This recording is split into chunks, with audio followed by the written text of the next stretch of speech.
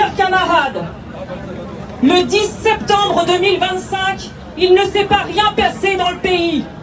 Des centaines de blocages, des centaines de milliers de manifestants à travers la France, 3000 dans le Maine-et-Loire.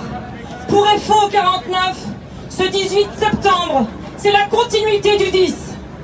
L'UD tient à saluer la mobilisation bloquant tout. Et elle dénonce les consignes Macron-Retailleau qui ont préféré instrumentaliser la police contre les manifestants plutôt que répondre aux revendications. Remettre en question les libertés publiques ne peut aboutir qu'à une chose, plus de violence. Pour FO, la colère est légitime et ses dérives autoritaires dangereuses. La mobilisation bloquant tout a précipité la chute du gouvernement Bayrou. Mais la nomination de Lecornu, ex-ministre de la Défense, au gouvernement depuis 2017, 2 fois censuré, battu lors de toutes les dernières élections, c'est une provocation. Il est obligé de tenir compte de la mobilisation et il a reculé sur les 2 jours fériés.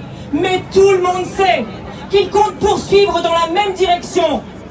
Cela nous a été confirmé avant-hier par le directeur de l'Agence régionale de santé, alors que 2000 soignants, avec les usagers, ont marché du CHU de Nantes vers l'ARS. Une marée de blouses blanches, infirmiers, aides-soignantes, administratifs, ouvriers, médecins, tous revendiquant la fin de l'austérité dans les hôpitaux et les moyens de soigner la population.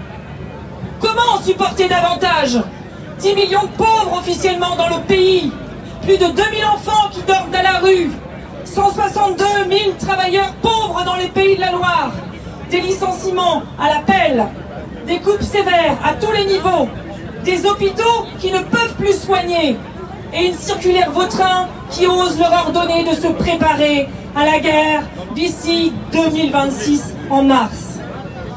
L'argent doit aller aux travailleurs, pas pour leur guerre, ni pour les actionnaires. Et de l'argent, il y en a. 413 milliards pour la loi de programmation militaire d'ici 2030. 211 milliards pour les aides publiques sans contrepartie et les exonérations patronales. 100 milliards pour les seuls actionnaires du CAC 40. Bayrou est tombé. Mais nous devons maintenant, ensemble, faire plier Macron. Cela ne passera que par le blocage, c'est-à-dire par la grève, jusqu'à satisfaction des revendications. Dans la situation pour FO, il n'est plus question de journées d'action saute-mouton qui ont montré leur inefficacité. L'UDFO a appelé aux assemblées générales pour décider. Elle a appelé la grève à rejoindre les blocages. Dans la continuité du 10, 170 militants se sont réunis le 11 à Trélazé pour échanger et s'organiser. Ils ont fait état de la grève dans leur secteur. 50% de la production valée ou absente. Scania a perdu 1 heure de production.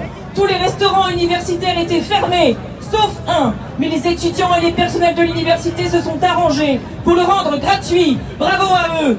28% de grévistes au Sésame. 350 agents de la ville d'Angers à Glaucas en grève. 100 agents de la DGFIP.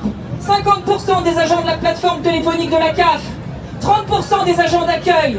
19% à l'URSSAF dans les Pays de la Loire. 95 grévistes à Ouibet, débrayage à l'agence France Travail Cholet. Nous avions 21 points de grève qui n'ont pas à ce stade permis la reconduction. Mais des assemblées générales se tiennent, qui ont commencé à permettre d'en discuter. Je veux dire honneur aux grévistes. La grève, c'est notre arme. Le rapport de force gagnant qui permettra d'en finir une fois pour toutes avec l'austérité des gouvernements macronistes. Pas un sou pour la guerre. Retrait des plans d'austérité, augmentation générale des salaires, des retraites, abrogation de la réforme des retraites, arrêt des licenciements, renforcement de la sécurité sociale, des services publics, de l'assurance chômage. FO appelle à se réunir partout dans le département pour établir les revendications et mettre à la discussion la question de la reconduction de la grève. Camarades, bloquons tout!